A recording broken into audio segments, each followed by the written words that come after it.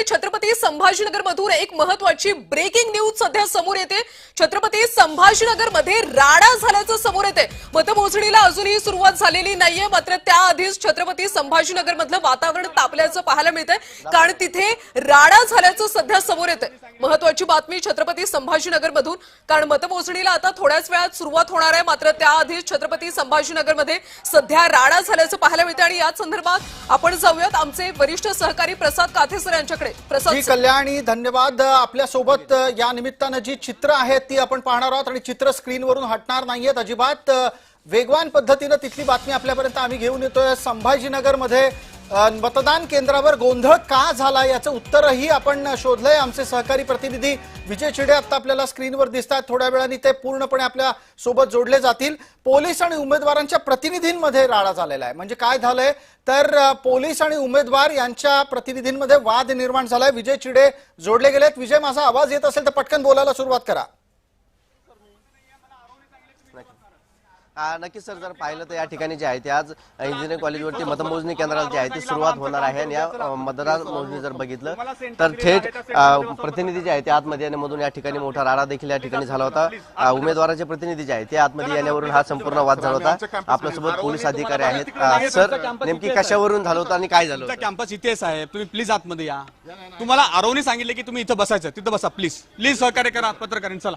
Sir, नक्कीच जर पाहिलं तर या ठिकाणी जे आहे ते राडा झाल्याचं आपल्याला पाहायला मिळत होता। विकास जैन असं त्यांचं नाव आहे, माजी महापौर जे आहेत ते शिवसेनेचे आहेत। आणि पोलिसांचा आणि त्यांची जे आहे ते इथं चर्चा देखील झाली होती, वाद देखील या ठिकाणी जो आहे तो झाल्याचा पाहायला मिळाला होता ना। शिवसेनेचे प्रतिनिधी आहेत ते देखील या ठिकाणी संतप्त झाले होते। त्यांना लाठीचार्ज जो आहे तो त्यांच्यावरती करण्यात आला होता। त्यांना मारहाण देखील जी आहे ती या गेटवरती करण्यात आली होती। थेट त्यांच्याशी बोलण्याचा प्रयत्न करू आपण, त्यांना ज्यांना मारहाण झाली होती। विकास भाऊ, काय झालं नेमकी, कशामुळे संपूर्ण प्रकरण? साहेब, आत येत मत होती, उमेदवार आतमध्ये होते, मी त्यांचा प्रतिनिधी, मला आत जाऊन देत नव्हते। मी विनंती करतो, धक्काबुक्की सुरू केली आणि डायरेक्ट मारायला सुरू केलं।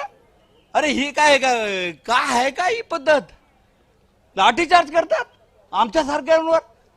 अरे आम्ही इलेक्शन इथं मतमोजणीला आलोय, आम्ही हर्षदा ताईचा मी प्रतिनिधी आहे, आणि ही कुठली पद्धत? अरे मारा तर चांगलं मारा ना।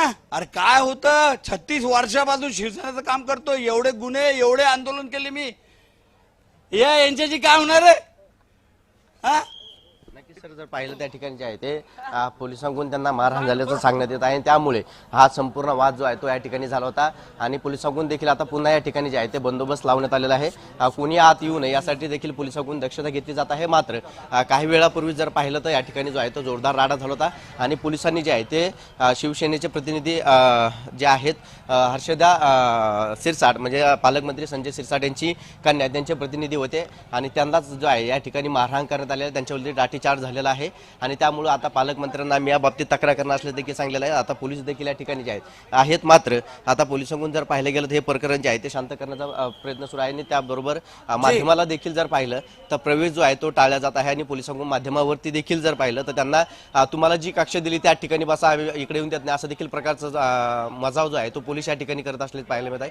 आणि त्यामुळे जर पाहिलं तर आता कुठेतरी जे मतमोजणी केंद्राला जे आहे ती सुरुवात होणार आहे, मात्र त्यापूर्वी आता सध्या पोलीस जे आहे ते या ठिकाणी तयारी करत आहे। सर, धन्यवाद विजय। पुढच्या तपशीला